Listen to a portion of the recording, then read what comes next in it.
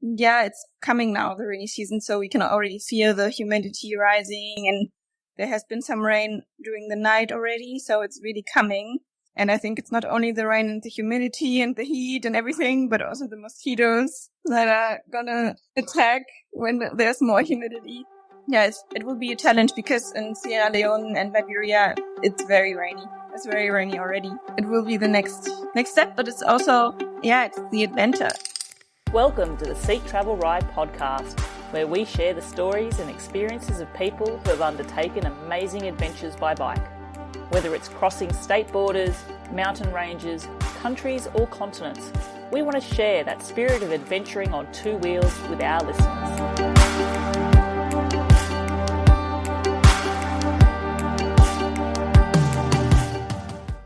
Hello, I'm your host Bella Malloy, and I'm very excited to introduce my guest for today's episode of Seek Travel Ride, Wiebke Lühmann.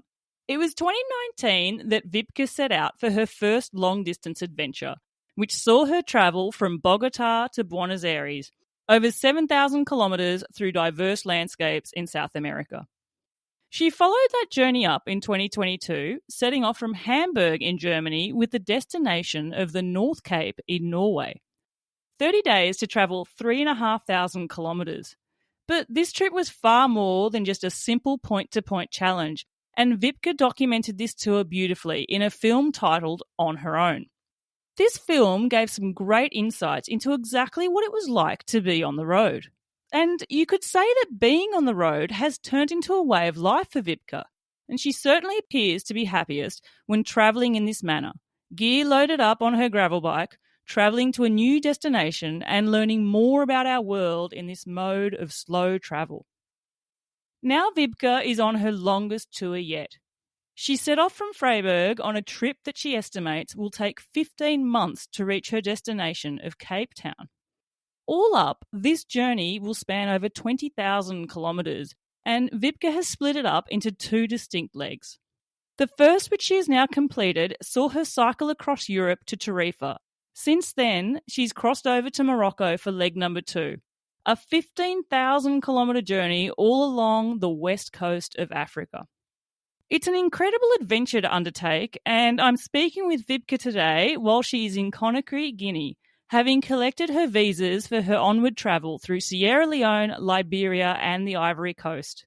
I'm really looking forward to chatting with Wiebke today to hear more about this incredible adventure, and also to find out how travelling in this manner has been such an energising and significant part of her life. Wiebke, welcome to the show. Thank you so much, Bella. That was a very beautiful introduction. I'm really, really honoured. I always say this, Wiebke, when people have done so much, it's hard to know exactly what to say, what not to say, but there's so much you've done, I couldn't leave any of it out. And I am like a excited kid on Christmas Day to be able to speak with you. But before we get into the details of everything you have undertaken, a question which I start my show with, and I ask this of all my guests, is, Wiebke, do you remember the very first bike you ever rode? I think it must have been one of these tiny bikes where they used to put the extra wheels so you don't fall. As a kid, they don't do these anymore, but sure we had these. I grew up with a twin sister, so we always had the same thing, double. And yeah, we probably went up and down our little street, but I don't really remember 100% the bike, but it must have been one of these. How do you call them in English? It would be like a little children's bike. And I mean, in Australia, we would call them training wheels. I think in the UK, they call them stabilizers. I know exactly what you're talking about there. And I mean, riding bike with your sister, I guess, would it be fair to say that a lot of your early memories of riding bikes, were they always with her as well? Yeah, but with her and also my parents and my grandparents. My grandparents taught us how to ride a bike. It was always us together, yeah, for most times. And I remember also my grandpa, he took us both on his bike, and I was thinking, oh, it's so strong. He takes us both on his bike, and we went to the next McDonald's or something. And yeah, it was always with my sister. Yeah. If I look back at the way that you've grown up and how you've fallen into what you do now with bikepacking, I guess taking cycling sort of semi-seriously, it wasn't really bikepacking that you started off with though, was it? It was triathlons, wasn't it? Yeah. At first I started running, and then it was just not enough distance, and I wanted to try something else, and I watched road bike race at my local hometown back then.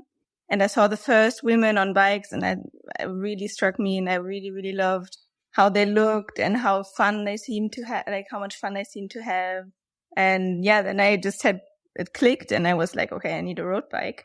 And then I started road cycling and swimming at the same time also, because I wanted to also swim. And then it was like very logical to do a triathlon. And I loved the endurance sport so much that after my studies, I didn't want to leave sports at home to go to travel, but I wanted to take the sports with me for traveling. So I always came from this endurance and even competitive side of cycling, which is now totally transformed into this adventure side of cycling.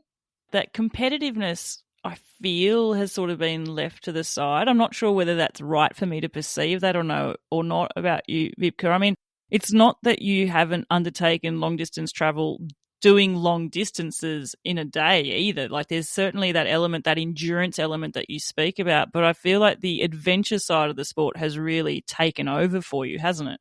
Yeah, I think so. But at the same time, the endurance and competitive side also really helps me when it gets tough and when I have to keep pushing to reach my final destination. So it's also useful to know this space after the comfort, I guess, and to feel comfortable in this discomfort of maybe 1 or 2 hours too long in the saddle. Sometimes you just want to stop, and it's maybe not the perfect place yet to stop. So it's not too bad to have this side and to know how much your body can do and to know how you can push your body without actually over pushing and damaging your body. So that's really also useful, I feel. And without this positive experience of sport, I think I couldn't do this long adventures like now. It kind of started a bit with the North Cape because there was also lots of kilometers in very short time. But now planning about 20,000 kilometers, it's like so much. It's hard to grasp and to just really know, okay, I can trust my body and I can, adapt, and yeah, I can fuel, and I have so much power and so much control over my choices, and I'm sure I can do it. That's really, really useful. And I think I have this from the endurance and the competitive cycling. Planning a trip that's so big and so vast, there must be so much that comes into it because there's so much unknown in that map. You know, you can look at it on a map and I mean, it's so big. You've got to, if you put it up on Google Maps, you've got to sort of actually scroll out to see the whole thing. And then you zoom into the zones, and every sort of little centimeter on that map on a computer screen contains so much in there. I was looking through some of your recent travels there, Wiebke, where you're on those typical sort of stereotypical type of long, lumpy, bumpy African dusty roads. I think there was a shot of you, you know, looking down at your sandals and just the dust and the dirt on your feet. Like that's an element of it. But then prior to that, you were through the jungle seeing chimpanzees for the first time. Like it's such a trip to think of the experiences that are coming your way as well. It's huge, isn't it? Do you pinch yourself with these moments? Yeah. No, it's really hard to realize sometimes how far you can go on a bicycle and how quickly also, I mean, it doesn't really feel quick, but it is, when you came by bike, it feels like very close to home, and how quickly landscapes change and how different it is. And yeah, how incredibly exciting it is. Just the road provides so many surprises. Every day I say, oh, I didn't expect this. This was super, yeah, sometimes very random encounters, sometimes very like, yeah, you cannot plan any of this. The border crossing from Guinea-Bissau to Guinea was, yeah, couldn't imagine. Like I read all the comments on the iOverlander app, and so for some people it was the worst nightmare of their lives to cross this border during rainy season. It's almost impossible to cross this border. Luckily, it's dry season right now, so it was doable, but it's still like, you can't make this up. It's just a single trail and you were stuck in the forest for 2 days trying to cross from one country to the next. And it's an official border. When you read about something and you're actually there doing it, I guess there's that pre-warning, but even then your reality of being in that situation, it must be just so interesting to be in your shoes at that time. It's just processing what's going on. Totally. All of this, what I think, what it really teaches you and what it taught me so far is really that I just have to live day by day because I don't know all the obstacles that are coming. I don't know all the problems that are coming for now, for this part of the trip. I think it's also the hardest part of the trip, I guess, this armpit of Africa until I reach Cameroon.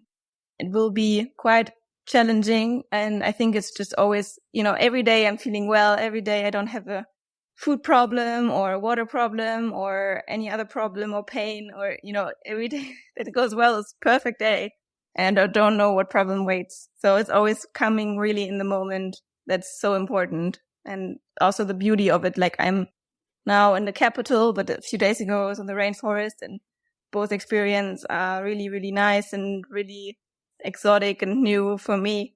So it's always just this one moment that counts. And that I think is one of the most beautiful things of bike touring through Africa.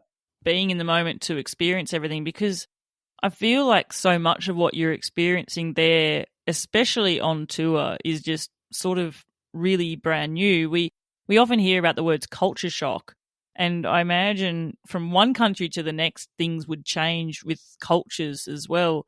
There was a previous guest who I interviewed, Mackenzie Barney, and she explained it to me really well. She said when you travel, a lot of people might travel through Africa and, they might be in a big car or an SUV, and they can choose when to put the window up and when to put the window down and when to expose themselves to the world or whether just to look through the glass. Whereas on a bike, you cannot do that. You are just out there on show for everyone to see. Yeah. Imagine that resonates with you. Mm-hmm. Yeah, totally. I really have to listen to her episode. I just saw she's also doing a movie and sounds like a very amazing project. Oh, her movie is amazing.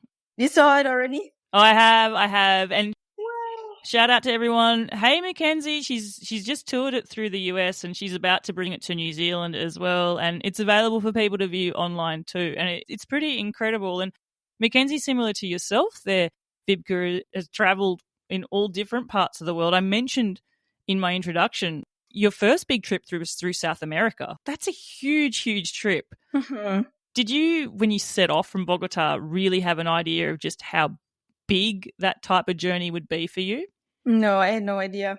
And I feel like, because back then I was 25 or 24, 25, and I worried less. It was easier because I didn't worry so much. I didn't know so much. I just had a few bloggers, a few people I knew from the community, or that I was, reading their blogs that I found really inspiring, and I found all the answers, and I just looked for the right advice. I didn't look for okay, you have to be careful with this and this can be dangerous or whatever. I just looked for, okay, it's a possibility and I'm just gonna go. I didn't really think about any risks, and I was a bit more free, I guess, in my youth. So to say, it's just 5 years later now, but it feels like things were just more easy. And back then it was less pressure on my shoulders because now I told everyone I will be gone for 15 months. It's going to be 20,000 kilometers, etc., etc. So now I kind of have to, I want to stick to my plan. I have to deliver more or less this rough plan. And back then I just told my parents and I said, okay, if I don't like it, I just come home. Don't worry, if I feel like this is not the right place and this is not a good idea, I can always just come back. And now, of course, I can always go back. I can always say, I'm done. I'm coming back. Now it's a bit different. Now it's more, I think more about it, and yeah, things are not as easy anymore. So back then I just explored parts of Colombia and was not a straight line. It was really zigzag through the continent, and I just went where I thought it's nice to go. And I also took a long bus tour for 3 days and skipped Ecuador. So it was just doing random stuff and traveling until I had my ticket back without any real itinerary, just going with the flow. So that was really useful for the first trip. And I always recommend this to anyone who wants to go on a long trip. Just start and see if you like it. And if you don't like it, don't be afraid to come back to where you left. We are very privileged to go home if we want to go home. It's a really good point to bring up there. We do have the choice and the privilege to be able to set off on these trips in the first place, and to often just to say, you know what, not for me, and to go home. It's interesting how you say you feel a different sort of pressure undertaking this trip. In a way, I don't think it was really ignorance is bliss on that first South American trip, but rather, like you said, you had a different type of freedom undertaking that. Because all the experience that you've built up on that trip would also help in terms of preparation for each trip going forward. Like I imagine when you finished your time in South America and returned back, I say this on many episodes, but the experience that you also packed into your panniers on that trip back to Germany would just be so vast. And then that's what you take with you when you decide to go from Hamburg up to North Cap as well. With each trip, so much more experience builds. Do you see that in yourself? Mm-hmm. Yeah, I see that. But at the same time, I think it's also a little bit of work and a little bit of self-reflection. Or, well, for the South America trip, I did it and I came back home and I didn't realize it was anything special. I didn't realize because before COVID, in my view, many people have done trips like this and everyone's doing a gap year and everyone's traveling. Then COVID came, and with COVID, many people repeated my story and asked for, well, in my case, interviews, podcasts, some newspaper articles and stuff. And that was when I realized it was something special. I didn't realize while doing it, and I didn't realize when I was back home, but just this echo afterwards, which was like 1 or 2 years later, that made me realize, okay, this was really significant, and maybe I have a skill that not everyone has, because your reality changes and you change as a person, but without realizing, without reflecting on it so much. And you go back and it's more this reverse culture shock. So you're really focused on adapting again, getting in the groove, finding the day-to-day routines again. I moved to a new place. So I met lots of new people that didn't have any idea what I was doing before. So it was just a new chapter of my life started right away, and no one really knew about this. So this echo really helped me to understand, wow, this is important, or this is something that can inspire other people, so to say. So maybe also partly because I'm a woman and because I have never really learned to be the storyteller and to be the center of attention or whatever. Maybe a bit of this as well. And it really, really took a few years. And now with also North Cape, yeah, this was just also a project I really wanted to do, and it really was helpful to have this experience and to have this strength to not only do it, but also talk about it. It's interesting because there's definitely been a community build up around what you have done. Like South America was free because you didn't have all those people looking at you as an example. And now what you do, people are. And obviously that only built up after Hamburg to North Cape because, like I said, you did document that trip. And it's a beautiful documentary. I remember watching it when it first came out. And I think what I really loved about it so much, Wiebke, was it was just you on display. It was just authentic. It was just what you were feeling, what you were going through.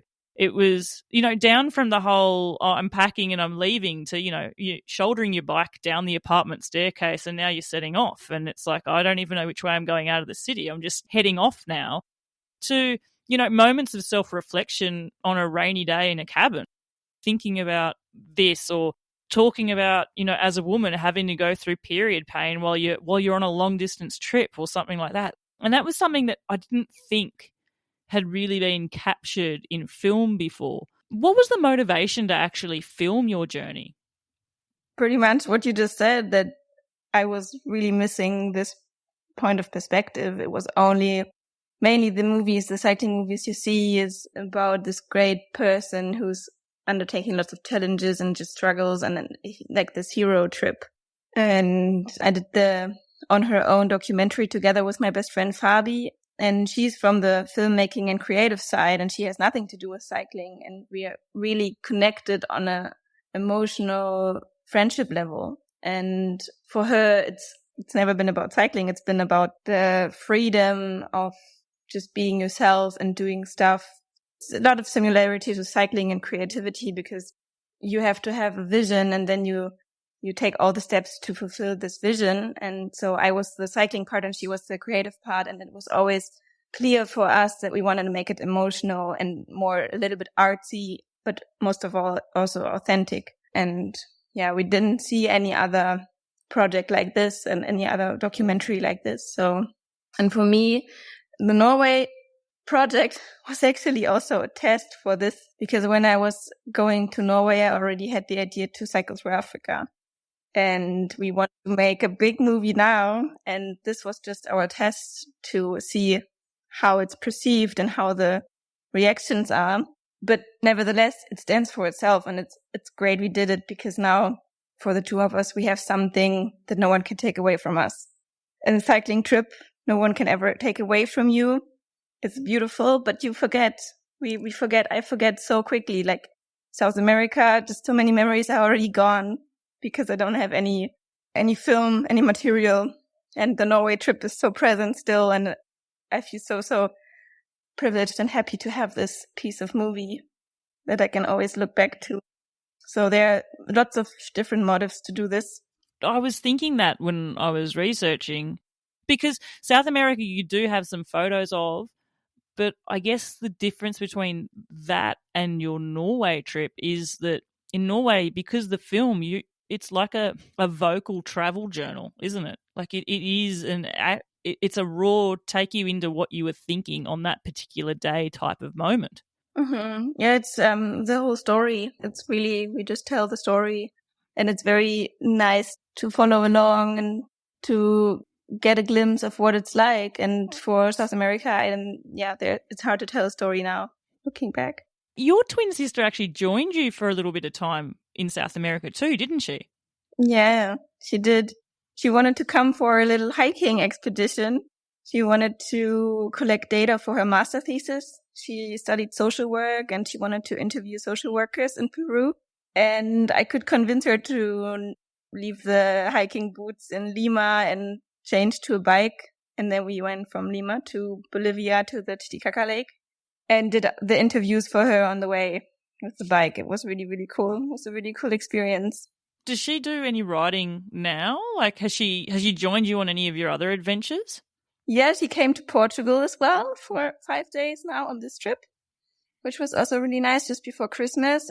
But she's a mom since 2 years. She has a beautiful daughter and she's living a totally different life now.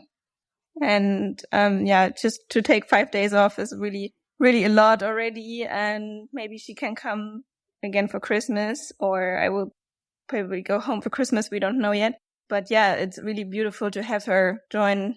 It's mad actually listening to you talk about that, thinking you're still going to be on the road here, obviously, at Christmas.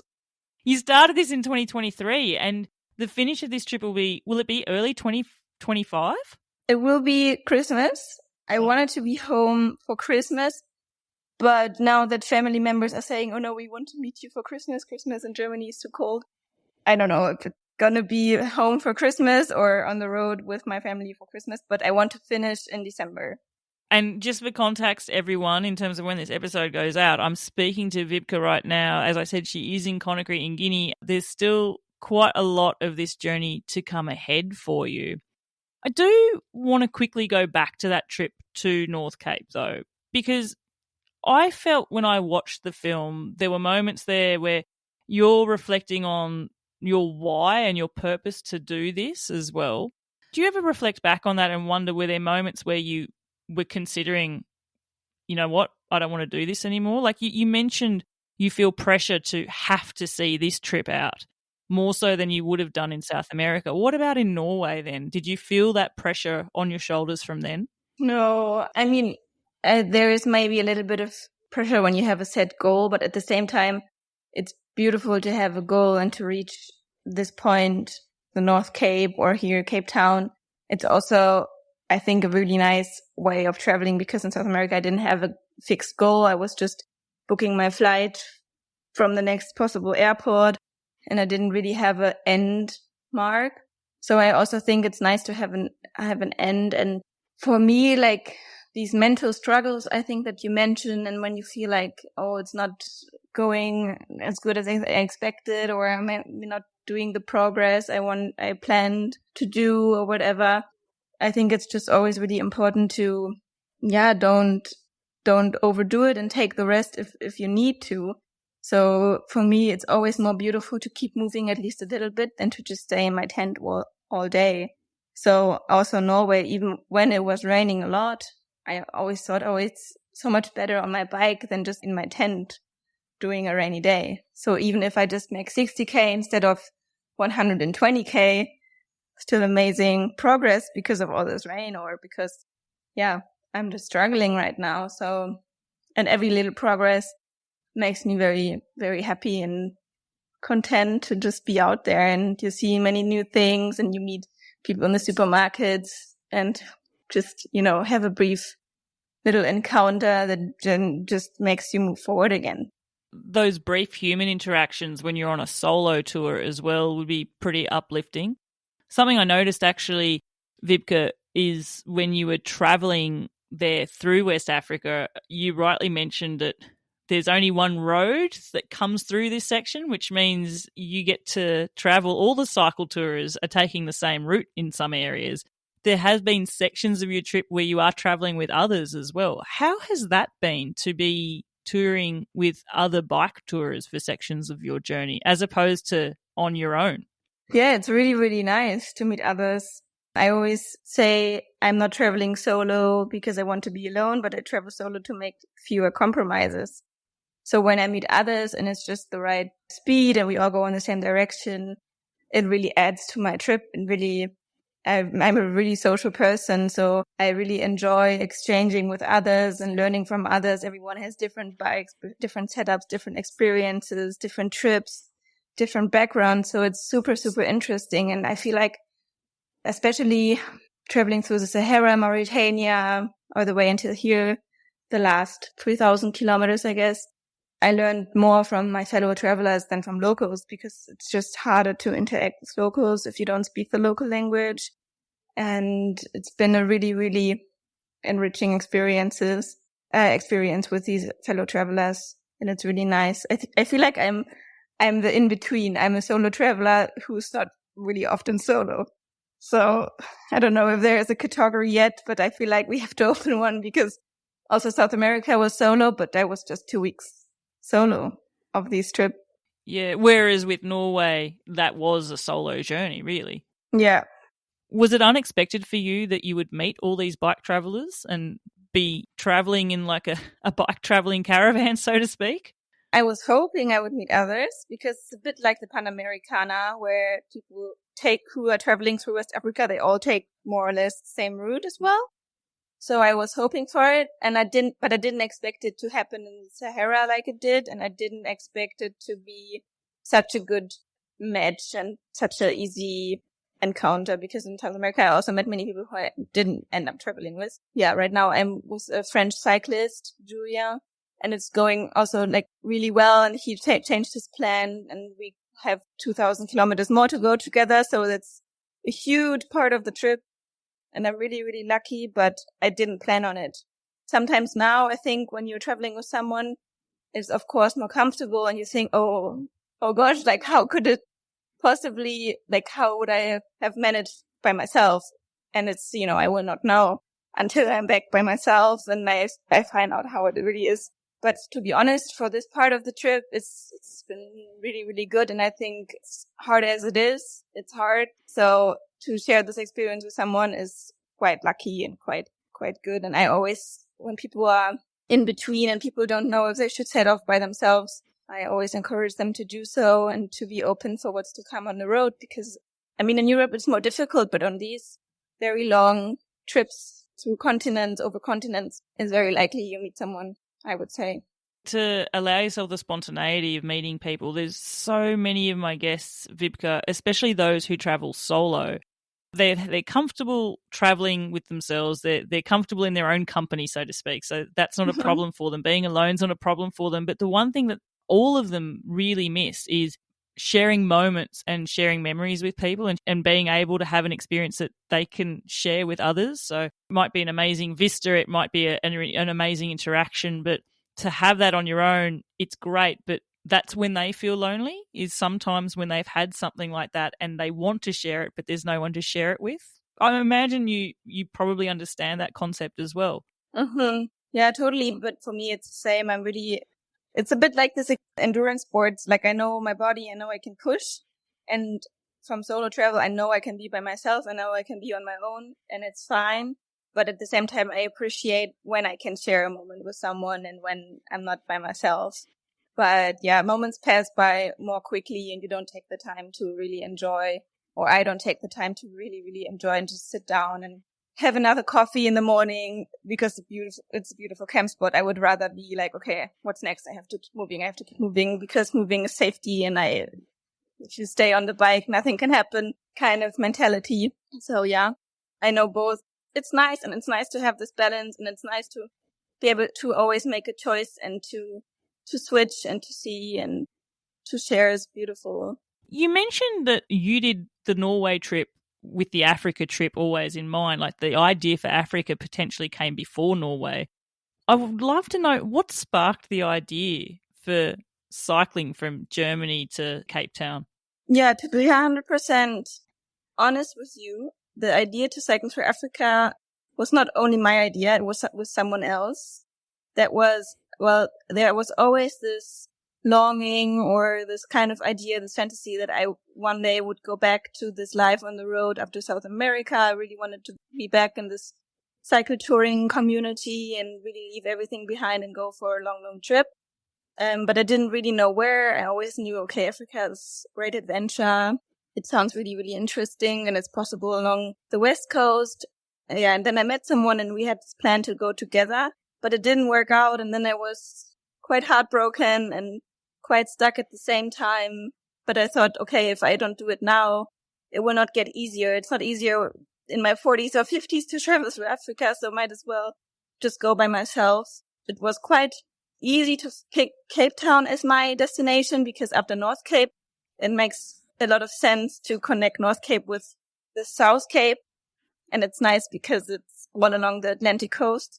So I'm just missing a little part of the Normandy French Atlantic, and then I would have the complete line. Yeah, so I said I will cycle to Cape Town from Germany, and that here I am. So even that plan changed many times before actually taking this first step. Yeah. Are you the sort of person, Wiebke, who plans a journey with those sort of mini milestones? Because Cape Town, I understand, can be the end goal, the light that you ride towards, that's what you have in mind. But when the end is months away, what are the mini milestones that you do look forward to?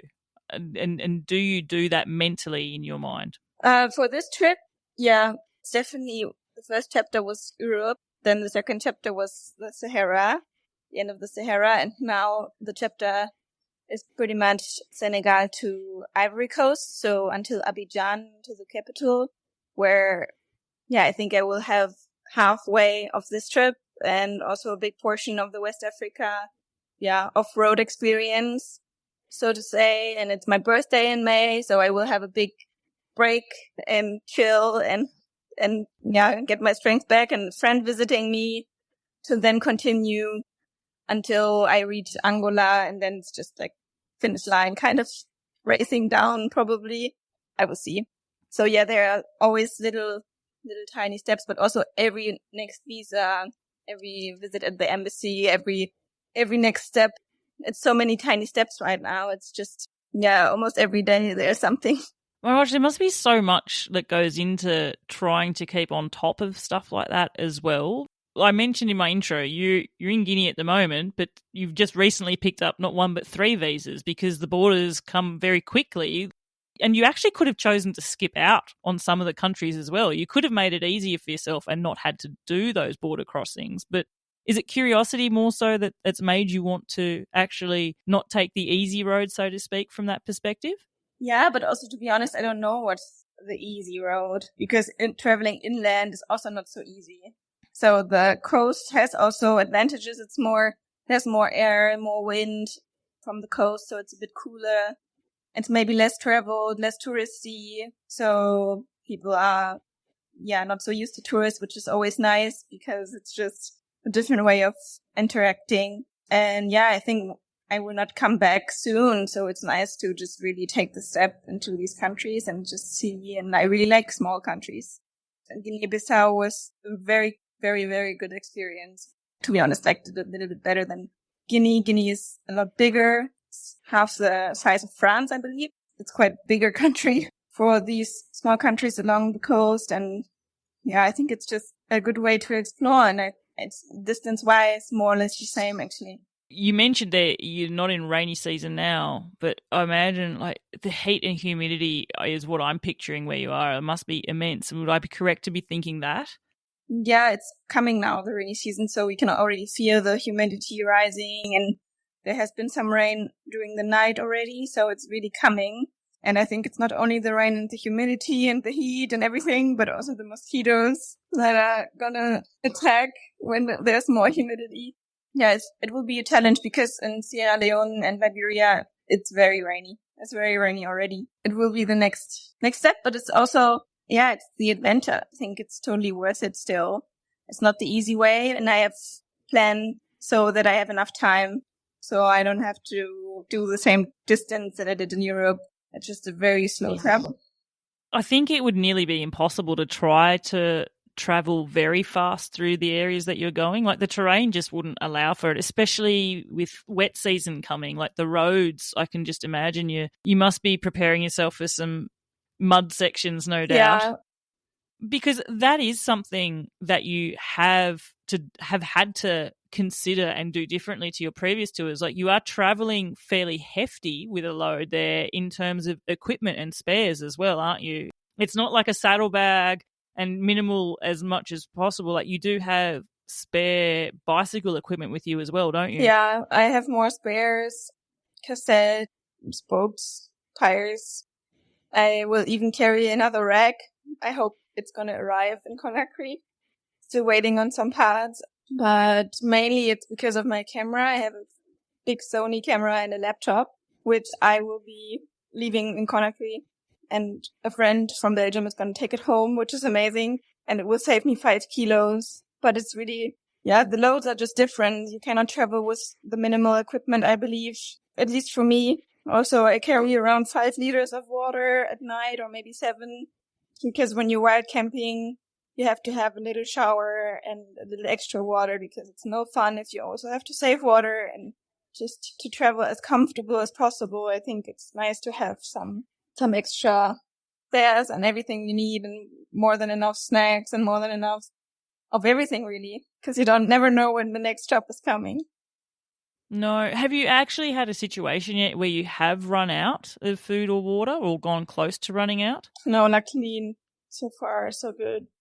May that stay the course for you as well, because there's nothing more stressful than that, I think. Not feeling like, oh my gosh, I've run out and I don't know where I'm going to be able to get more water, get more food, or things like that. Well, there's always people around, and I mean, not always, but often people around, and I wouldn't be shy or wouldn't hesitate to ask them also. And I have in Morocco, I asked locals just for bread because I didn't have any, and I was really hungry, and I traded for chocolate, so I think it wasn't too bad. And what was difficult, though, was the Ramadan, the holy month of Ramadan, because all the restaurants were closed, and they didn't, even though there were people, they said, no, we're not going to make you food. So there were some times that during lunch I was looking for food, and then I had to eat a second muesli or oatmeal because there was nothing. There was a few times, and that's not so nice when you know, okay, we're in a city, but it's impossible to find a meal.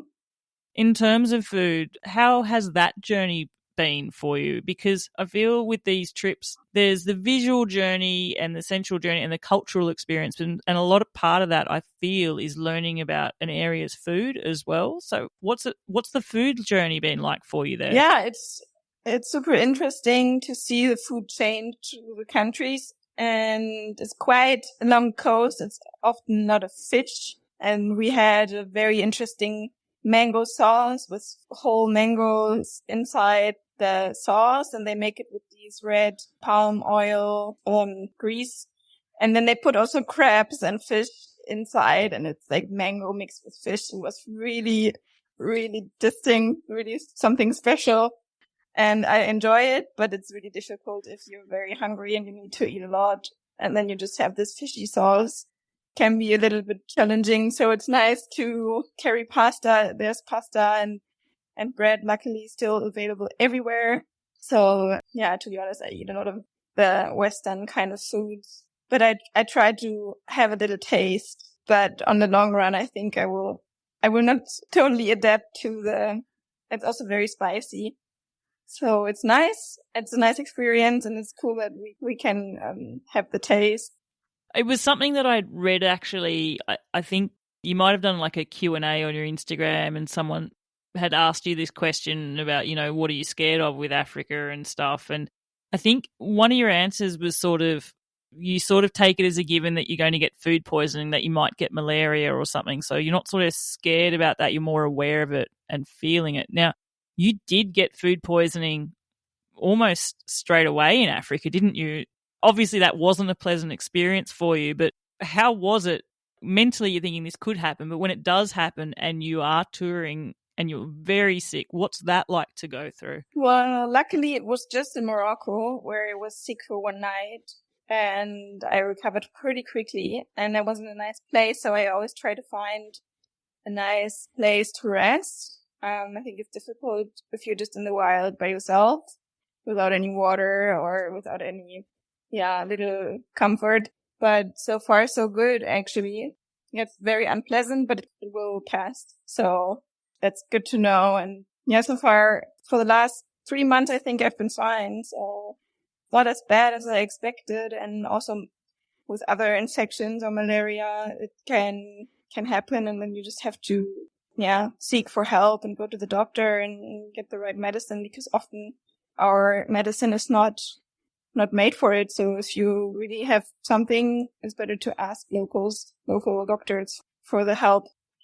I keep sort of thinking the landscapes that you've ridden through there, Wiebke, have been really, really starkly different. We spoke about Morocco there, and you go through Morocco and then through the Atlas, high Atlas mountains and stuff like that. But then you've got the Sahara.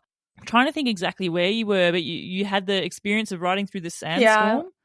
That is a very unique experience. It's not something riding in Germany. I'm sure you didn't ride through any sandstorms. Like, what was it like being in the middle of a sandstorm on a road, big trucks passing you by and all this sort of stuff? That's where you're really out in the elements. There's no car windscreen to protect you there. No.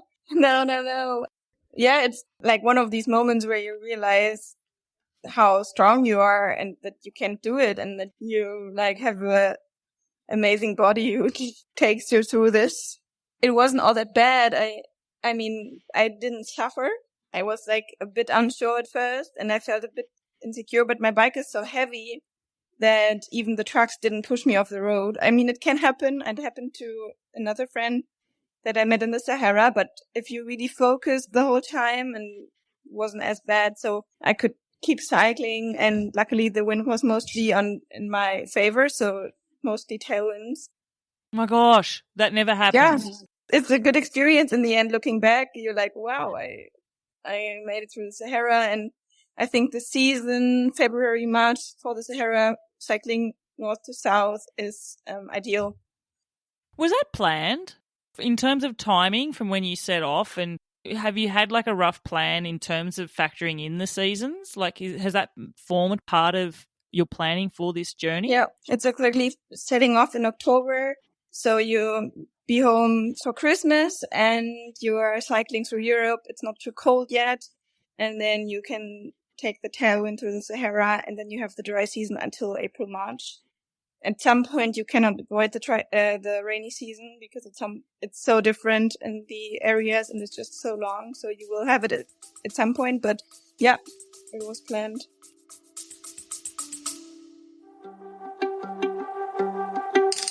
Hello listeners, it's Bella here, host and producer of Seek Travel Ride.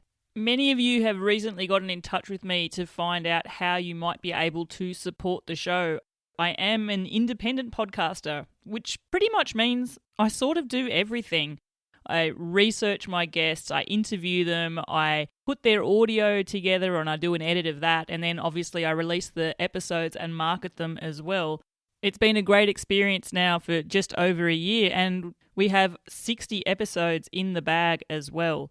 But pretty much, if you do want to support the show and show some love to the content that I have been producing, I have recently set up a Buy Me a Coffee account. It's just a way that you can financially contribute to the show and put some funds towards the running costs of producing this podcast.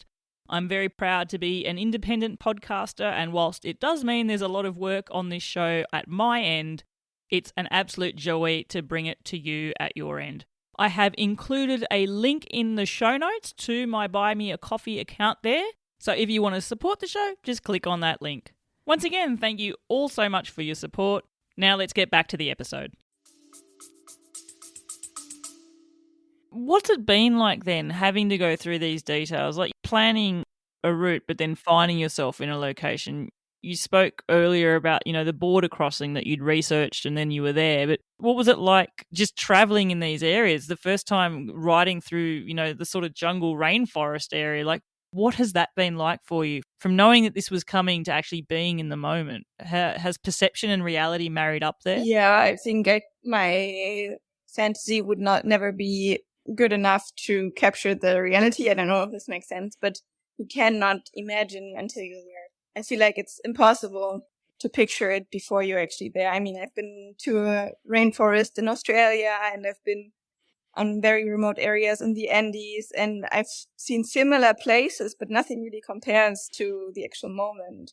So I have this trust that I know deep down I have similar experiences and I've been to similar states emotionally, and it will be something alike, but then it's just totally new, and you cannot do this micro planning. You cannot really prepare for this. You just have to go and see if it's possible, or if you feel comfortable, and just take it easy and take everything in that's coming. And take it as it comes and just be in the moment of the experience itself as well. I guess there's planning and being there and sort of seeing what the reality is like, but there's also unexpected things. We mentioned at the start how you cannot know all the problems that you might have to solve, but there's unexpected moments that aren't necessarily problems as well. I always feel when I ask people and guess this that it's a tricky question, but if I was to ask you something totally unexpected that has occurred, and I imagine there's been so many, what sort of thing would you tell me about? There's so many unexpected things. So many. It's hard to pick one, but I guess, just this feeling for me personally, like I try not to have too many expectations and not listen too much to these kind of stereotypes about Africa and the border crossing and the bribing. But when you're actually there and the guy says, hey, we have to make an agreement now because you didn't print something you didn't have to print, it's not necessary, but they ask you, you have to print this, and you're like, no, I don't have to print this, but he says, yes, we have to make an agreement. And it's really unexpected, and you really find yourself in a situation, and you just have to be strong, and you just have to say no, and just have to sit there and wait until it's over. And these kind of situations, I don't know, it doesn't happen in Europe, so how can you be prepared? How can you know? So you just have to sit and wait and be patient and not lose it. Like just relax in a very kind of stressful situation, and then afterwards it's a relief and it's nice and it's not threatening, it's not harmful, it's not dangerous, but it's just unexpected, very, very unexpected and unpleasant for the moment being. But then afterwards you can move on, and you just learn more and more about human interaction and about, problems here that you hope never to see. But maybe there are lots of problems and lots of solutions also, and people who are really, it's really intense and very complex, and it's definitely not black and white, but there are some very, unexpected situations that can come really quickly, and you don't realize how quickly you can be in a situation. But I think, talking about the planning, what I also would like to add is that I think we plan too much. A lot of people write me so long question after question. And I feel like, you just have to go and figure it out by yourself. You cannot expect someone else to answer all the questions for you. So I think that's a beautiful part of the trip, that you learn as you go. And I don't know, the industry, I guess, sometimes tells us we have to be really prepared for everything and we have to have the best gear and the best equipment. But I think it's mostly kind of mindset and just fixing problems as they come and not trying to fix all the problems before they come, because just traveling through these borders shows us we cannot be prepared. Just impossible. Is there also an element of you have to trust yourself? Like you have to just have confidence and trust in yourself to be able to deal with whatever you're going to have to deal with. If things are going to happen and you just have to trust that you're going to do the best in that situation to make things work out. A lot to do with trust, but I think also a lot to do with hope and optimism.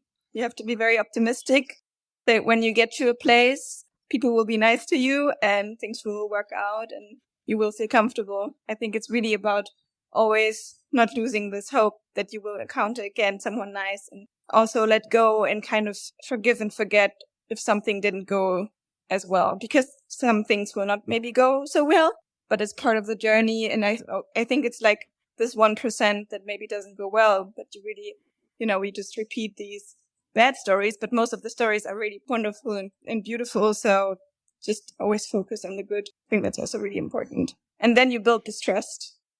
I guess human interactions and interactions with strangers in countries that are so foreign to us and new experiences, they often are the things you'll reflect back on as the highlights of your trip. How has it been and how have you been received through these areas? Because it's one thing to be on a road that every bike traveller has to be on, but I imagine that you've also been on roads that perhaps not every bike traveller has been on. So you're in areas that you are so obviously the odd one out there. How has that experience been for you? Yeah, it's been really, really good and really different at the same time. Sometimes kids are scared of me. Sometimes kids want to come very close and see what I'm doing. Sometimes, they don't care. So it's been you never know how they react. Recently, everyone is super excited when you cycle to a village and they scream Porto or Tuba or Blanco. It depends on the country, but they often just cheer you on from far away and they're very excited, but they were also very shy. Some of them very shy or even scared. So it's all the in between. And when you stop and ask for help, people are really, really helpful and very kind. And during Ramadan, maybe not all the time because they don't drink and eat. So they're not themselves, I would say. But we stopped in a village and asked for an omelette. And we ended up that a local actually made the omelette himself for us because there was no restaurant and everything was closed. So they are just extremely helpful when they can. And it's really, really nice. I don't think anyone would make an omelette for you in a German village. I don't know. Maybe also happens. Maybe another bike traveller? Yeah. Came up actually with the previous guest of the show. It was Daniel Troyer. He was cycling across the US and he was experiencing a really hard moment. It was like minus 13 degrees or something, really bad cold snap, and he was going to have to wild camp. And someone took him in, an infamous warm showers host that takes many people in. And his thought was that everyone needs to go on a bike trip because then you experience the world differently and then that changes you and then you become a better person for it. And I often wonder, Wiebke, like with all your experiences, is that something that you've noticed within yourself that's potentially changed? Like you would have received a lot of moments of kindness from complete strangers.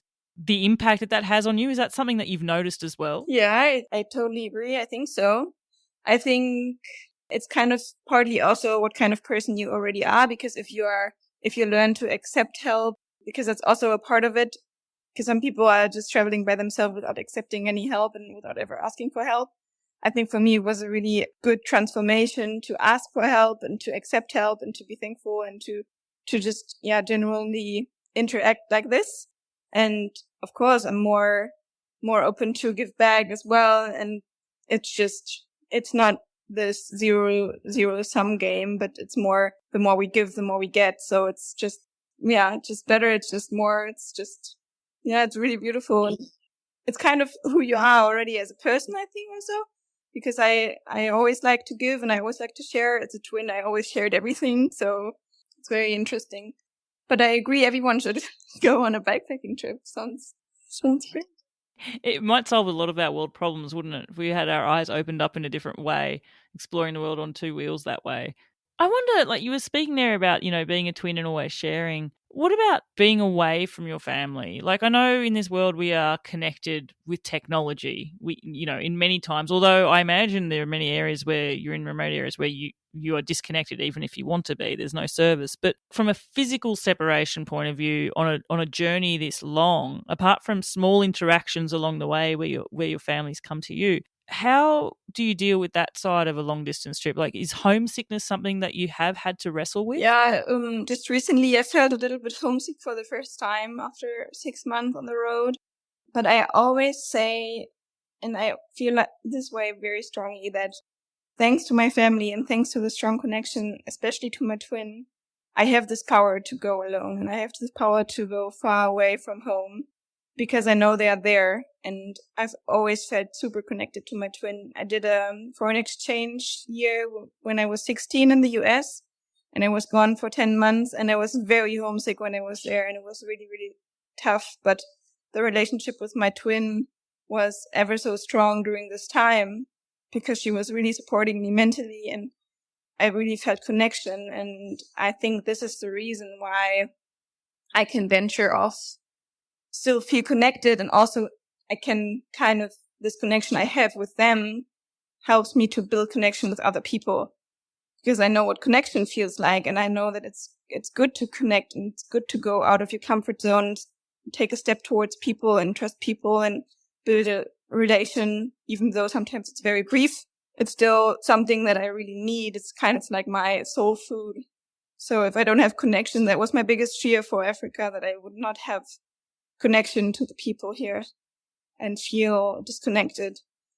But I think this is really the strength, and I can take some homesickness and I can take the sacrifice of not being at home with my family and also my nephews and nieces, but I will be back. And then I think this is what keeps me going, that I can, I finished this trip to come back home, basically.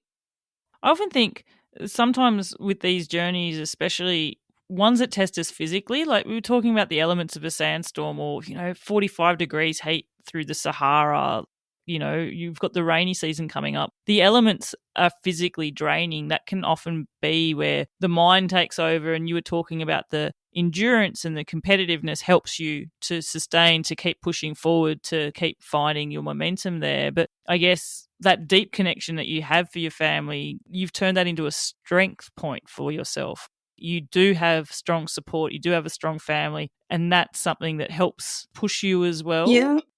Is that something that you feel deeply? Like, they're things that you will draw on when it gets really tough? Yeah, I think when it gets really tough, it's also not only the connection, but also the experiences I had in the past. And my family, my parents, they always send us, when we were very young, my sister and I, Becky and I, we went together to different camps and did little trips together with like the church or the local youth group. We would go on trips for 2 weeks without our parents. And then with 13, I did the first little trip to Spain with a group by myself. So I didn't know anyone of the group before. So they always taught us it's okay to go by yourself, and it's okay. You don't have to panic. So I think we also learned this very early in our lives in childhood and part of us. And then the trip to the US or the foreign exchange here, and also really, really helped. So it's both. I think they really let us go. At the same time, it was not protective. It was not clingy or controlling. It was always, okay, we are here if you need to talk, but it's more my twin sister and the connection just between her and me that I think is the strongest. But yeah, it's a good mix. It's not the perfect family. It's not all easy. It's not. Families are families, right? Everyone can resonate with that idea that no one has a perfect family, I don't think. I wonder actually, Wiebke, what it's been like for your twin. It's one thing for you to be away doing this, but she's away from you for so long too. And is that something you speak about? Like, how does she feel about this journey that you're on? Yeah, we do. And I guess he would have to answer that for herself, but we speak, and I think she we both miss each other a lot, and it would be so nice to just come over and visit. Yeah, she also knows I come back, and she knows I'm a phone call away at the moment, and we speak every 1 or 2 weeks. That's really something I would also like to understand better, and I think it's a very important aspect for me as well, what it's like for her. But she's super happy with her life, and she has very different struggles, and yeah, we're both happy the way we are. So it's good to support each other and to just see the big differences and yet the similarities of these struggles.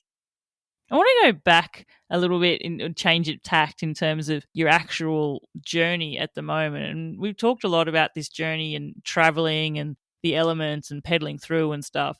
There was something that I saw you recently go through, and these are elements that happen on long distance trips that I think a lot of people don't factor into or think about, but they become memories that you'll never forget. And it was a journey that you took. It was a boat journey, and you crossed the Gambia River on the boat. Yeah.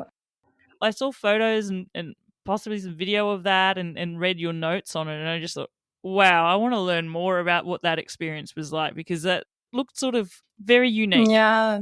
Yeah, it's a tiny country, Gambia, and it's in the middle of Senegal pretty much. And many people live in Senegal and work in the capital of Gambia, Banjul. And they have to take this little pirogue, this little boat every day. And it's a half an hour boat adventure because it's a tiny pirogue. It's a wooden little boat. Actually, they have a ferry, but the ferry is always broken.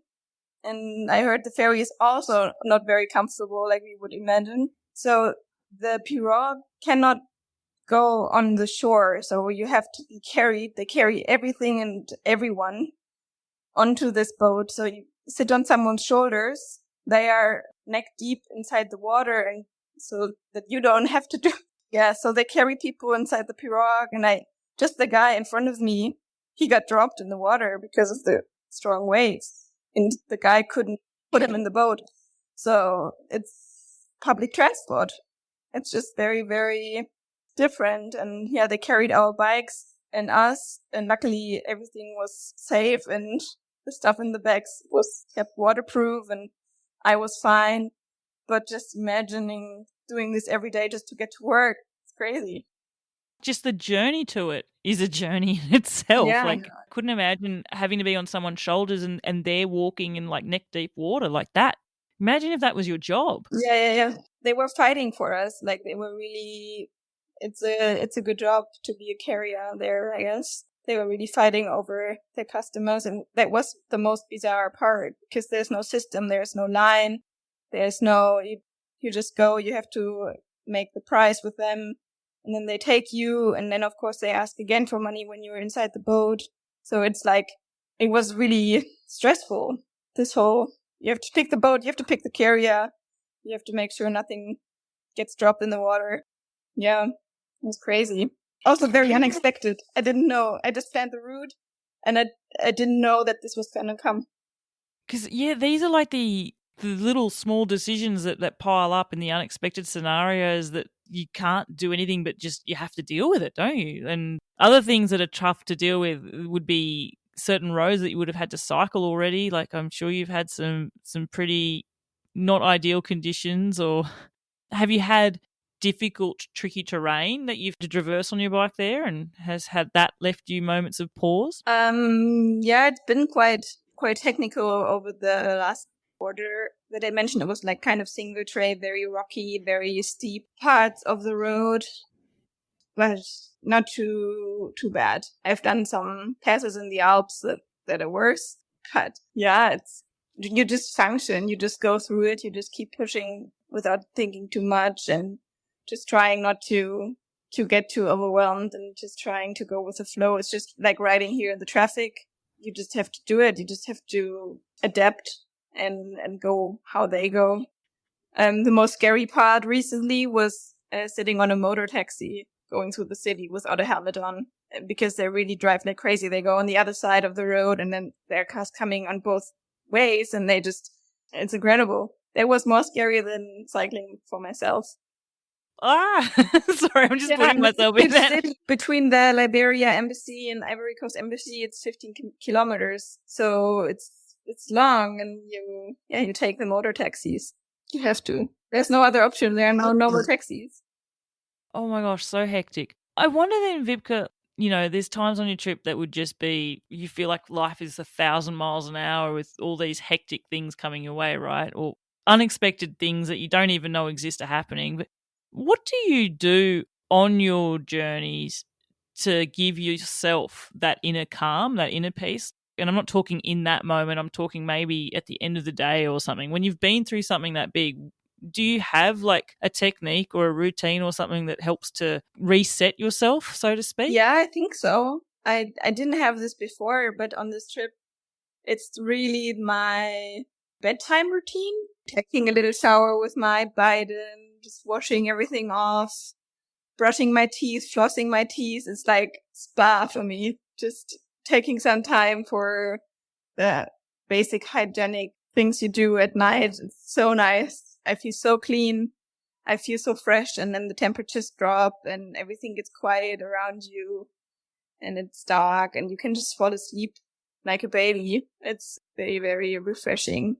Just the whole unwinding routine at night, I guess. And then the sleep itself is super important. If I don't sleep well, it's a lot more difficult during the day. So yeah, you really have to take care to recharge. Going through that routine in the evening sets you up for a better sleep, which helps to recharge you as well. We're talking about hygiene and stuff there as well. And often I get asked by fans of the show specifically questions about, being a solo female and traveling these distances. And a lot of those questions really focus on safety. And overwhelmingly, a lot of people tell me a lot of times that they've felt fine to undertake these journeys as a woman. That's not something to be put off by. But a question which doesn't often come up, but is one that you have dealt with a lot and been quite open about is, there's facts about being a woman, especially in our age, of what we need to deal with.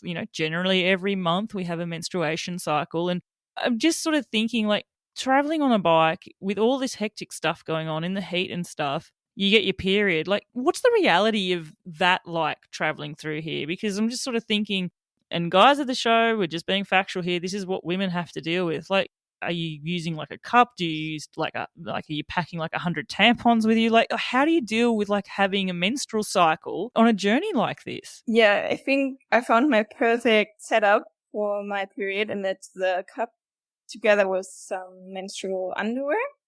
So I'm a pretty heavy bleeder, and the cup is actually a big game changer because I don't need to go to the toilet as much as I would have to with tampons.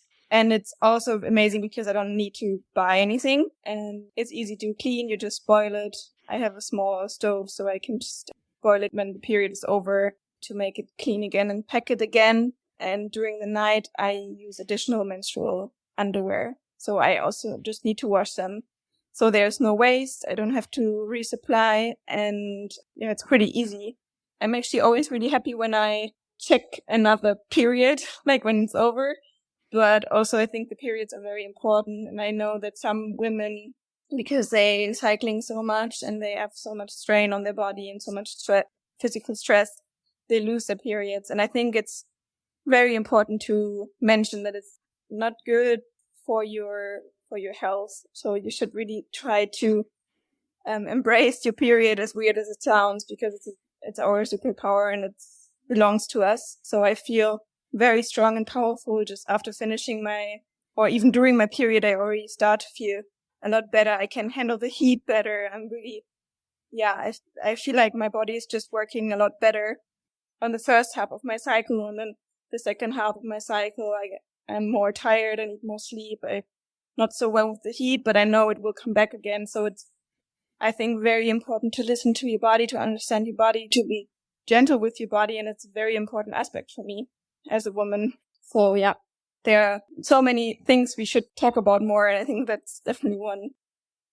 Something you mentioned there, which I think, like, reflecting on your journey there, Vibke, as well, is a real key element of you as well, is that you have recognized that when times are tough, it is taking time out to listen to yourself, to listen what is making this wrong. Am I feeling sick? Am I rundown? Why is things going crazy? Like, you move forward momentum with intent, but you also understand when you need to hit the pause button and actually take the time out for yourself too. Has that been something that you've learnt by not doing that previously, or has that been something that just that about yourself? I think first I learned this during the competitive sport times in my life, where I maybe crossed borders.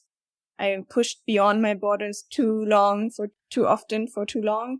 And then I could really feel that my body suffered and I wasn't really healthy and it wasn't really at 100%. So after this was actually just before my trip to South America. And during my trip to South America, I found out that it's actually not good to punish your body. It's not good to just kind of exploit your body. And if I want to go on the long run, and this trip right now is definitely more a marathon than anything else. So I really have to be gentle to myself, to refuel, to make sure I'm in a good place to make it. I don't want to be exhausted and quit because I don't have any energy left in my tank. So I just really need to focus on the quality recovery as well. I think it's super important, and we have to respect our boundaries, and there are definitely boundaries. I am not the person who's gonna break the world records and just take everything out of myself for it. Yeah. I think it's not the way to go. It's not sustainable. Being able to be self-assured enough and reflective enough in yourself to know when you need to actually hit the pause button. There was a quote I'd come across from that you had shared there, Wiebke, earlier in one of your stories, which was, in hard times, I try to remind myself the hard days are the days I will remember, and I'm not here to take the easy way through. I just stay in the moment, watch my energy, and take breaks when I have to. So stay in the moment, watch my energy, and take breaks when I have to. They're the sort of little words of wisdom that I think only experience sometimes can bring out from us as well. I think sometimes it's only through not doing that we realize how much we need to actually understand these moments too. The idea that it's the hard days that you remember the most, is that certainly something that holds true then? Good question. I think it's easier to remember the hard days than it is to remember the easy days, because there are way more easy days than hard days. And also, I guess it's easier to take credit for harder days than for easy days. So we just put a different, I don't know how to say, it's more rewarded from the outside, from the Strava community or whatnot. You get more applause and more kudos for hard days. But nevertheless, I think it's good to have hard days, because then you realize how powerful and strong you are. But it's not the goal to provoke these hard days. They will come anyway. So it's okay to go through a hard day. But, if you don't have a hard day, then it's also just as fine. I mean, hard days are guaranteed on a journey that lasts 20,000 kilometers. That's for sure. I guess on that note, I'm going to ask you now, it's a question I've started asking my guests, is to tell me about one day of their trip. It can be any day you want, and it can even be any trip you want. It could be South America, it could be Norway, it could be this trip. But I want you to just take the moment. It doesn't need to be a hard day, but maybe it will. Take me to one day of your trip. Take me and the listeners there. What occurred for you on this day? Where were you and what happened? Any day of the last 6 years. Any day. Oh, God. It's probably going to be a hard day, isn't it? Because they're the ones we remember. I'm happy for it to be an easy one. It's not an easy question. It's not an easy question to pick any day. I don't know which one. I often remember the first and the last days, to be honest, the most. Also, it's a lot about the in-between days, but maybe the last day of the North Cape, when it was just a little bit of rainy drizzle, and I expected it to be quite easy because I only had 80 kilometers left. But then there were, of course, many very steep hills, and it got really cold all of a sudden. And I met some other people who were just finishing their 3 years adventure, their 3 years bike trip. So it was very emotional energy everywhere. And yeah, I made it to the North Cape just around the afternoon. It was quite gray and dark, but then it was beautiful at the same time, because there were some people I saw again that were hitchhiking up to the North Cape and cars traveling to the North Cape. And it was like a little reunion, a really random little reunion. And then on the way back from the North Cape, I also met this guy that I was partly traveling with, but I always, because I had lighter setup, he was always a bit behind, but he actually made it on the same day as well. He just made it just before sunset. So I basically met everyone again on the North Cape. I felt really connected to all the people who were traveling up there. And yeah, it was a huge moment. And I knew, okay, I will continue bike touring and it's beautiful. And it was really, really accomplishing, nice feeling to reach the North Cape with, people I met. So it's also it was not so solo on the North Cape either. I was just thinking, sharing that last day with people that are finishing a 3-year journey, far out. I could imagine when you said it was an emotional day, I can only imagine the emotions of that day. And I wonder whether this came to you or not. I know certainly some of my guests, when they're about to reach a goal, there's an element where they don't want the journey to be over, and it's sort of a bittersweet element of they're happy to reach the goal, but they're sort of, mixed about it being this is the final moment. Have you had that for your journeys? Mm-hmm. Yeah, totally. The North Cape was really difficult to end because I was going to go straight back to work, and it's a not so nice trip back home because you're actually really far north. So you have to find a way to get back to, for me, it was Germany. So it was, just all the stuff I've been procrastinating to do that came. So the finishing of a trip is probably a lot, for me at least, it's a lot harder than the start to go back. And you big uncertainty, like how is it going to be when you're back? Especially for this one right now because it's so long. And I imagine the experiences that you're going to have during this trip, they're slowly changing you and your personality as well. And you use the word transformative so much on this show. I'm going to try and not use it going forward because it feels like it's a buzzword of mine. But I think it's because I speak to people who are taking journeys which are transformative, like they do change you. And I imagine if you were to reflect back and transport yourself in time to Cape Town, you'll reflect back, Wiebke, seeing how much you've changed potentially as well, right? Mm-hmm. Yeah, I'm just right now also trying to already reflect on it because I think it's a long, long process. And for me, the biggest change so far is to really let go of all the expectations and to just arrive in this moment and to realize, okay, all the fears I had, they're not true.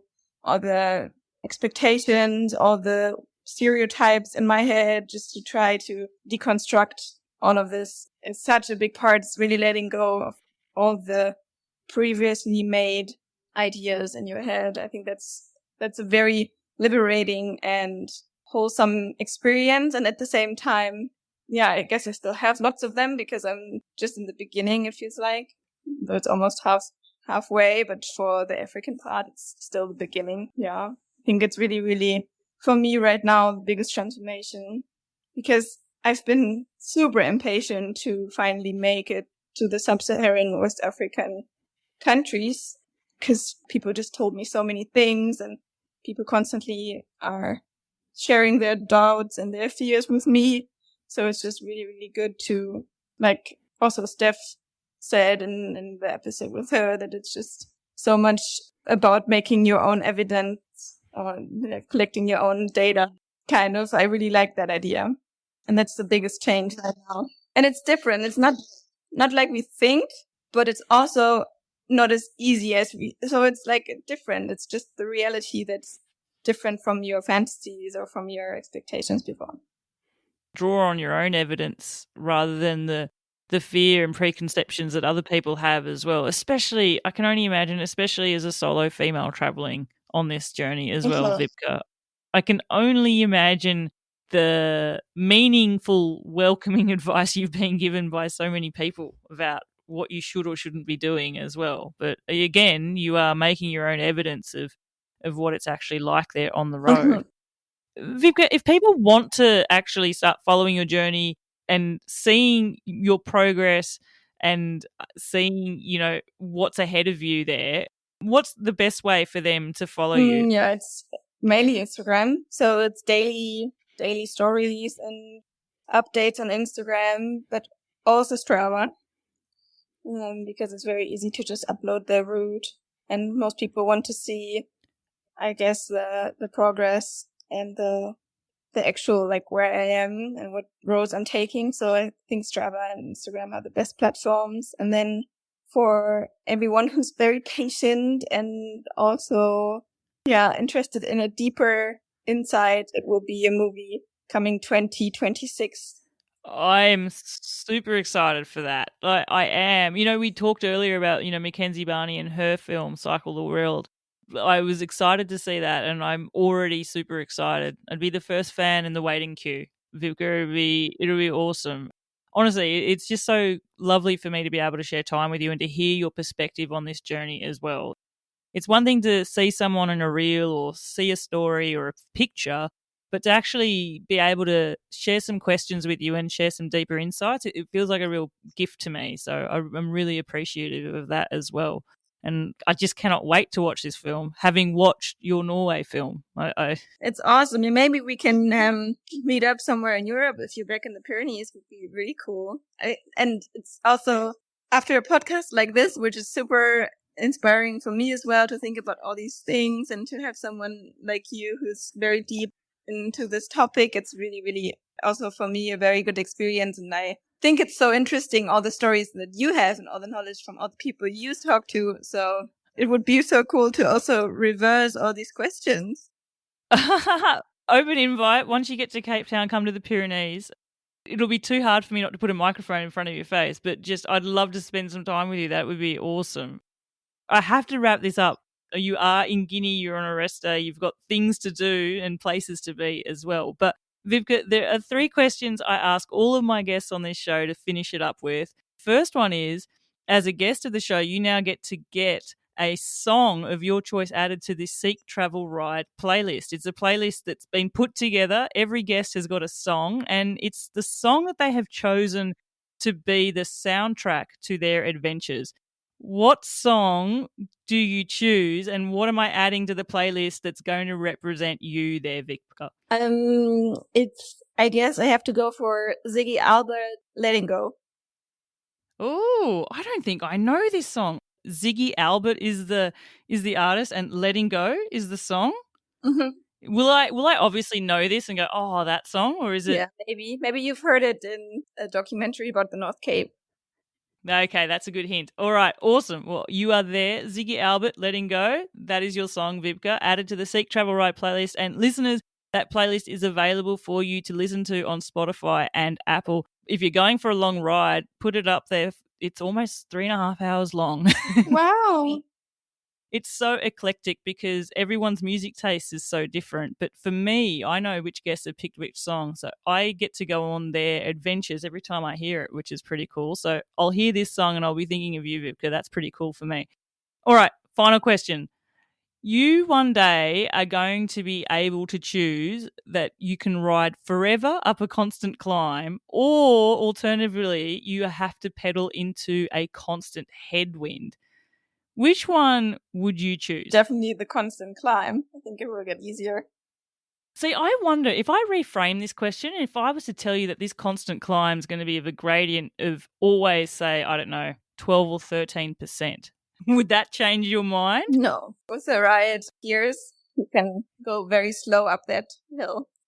I think probably 90% of my guests, Vivka, like me, choose the climb. And I just wonder, do I need to reframe the wording? Like, do I need to try and make the headwind more appealing? But headwinds are dirty. No one likes them, right?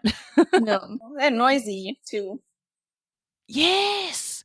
That's one of the things for me. It's often like if you've got a headwind and then all of a sudden you've made a 180-degree turn or something, it's like, wow, I can hear again. Mm-hmm.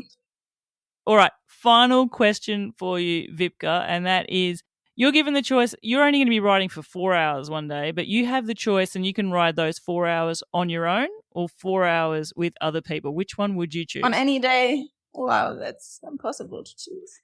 I guess I would set off on my own and hopefully meet some people on the way. Oh my gosh, that's like the most unique answer to sitting on the fence I've ever heard. But I like that. You want to ride on your own, but you're happy to have a human interaction with a stranger. I love that.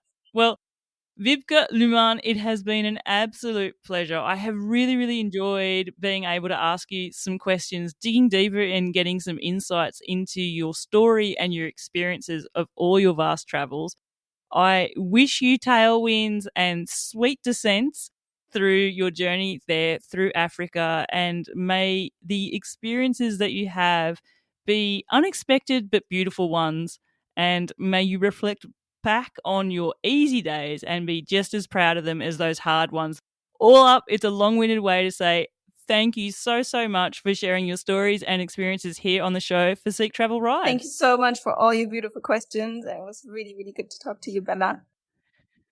I'm so energized having spoken there with Wiebke and just hearing her insights from this life of hers, this life of adventure. I felt her insights were real deep ones too. Things that I took away specifically was the idea of looking for those human connections as well, and being away from her family but feeling connected and feeling like she can just push on as well when things get tough, because she does have that family, that strong support.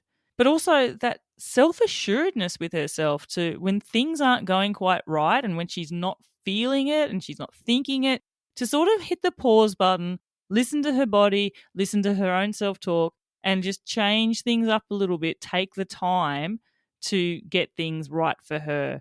I really, really appreciated hearing that as well. And I especially am looking forward to continuing to watch her make her way down the coast of West Africa there, all the way to Capetown. Thank you very much, Wiebke, for sharing your story. If you want to get involved in the Seek Travel Ride community, make sure to subscribe to our newsletter.